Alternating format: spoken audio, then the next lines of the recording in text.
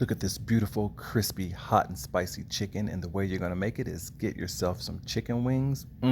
Get yourself some Andy's chicken batter. This is the hot and spicy, that's right. And you're gonna pour it all over the chicken. Hand mix it in real good, just like this. Then you're gonna put a lid on it and refrigerate it for about 1 hour. Now, when it comes to your cooking oil, make sure it's at 400 degrees so that way the chicken get nice and crispy. Put that chicken in and let it fry up. And then after that, it's gonna look just like this. Look at it. Smells good. Looks good. Crispy. Smells good. Did I say that already? Yes, it smells good. Now I'm gonna take a bite. This is some good chicken breading right here. Andy's chicken batter, hot and spicy. Go make some.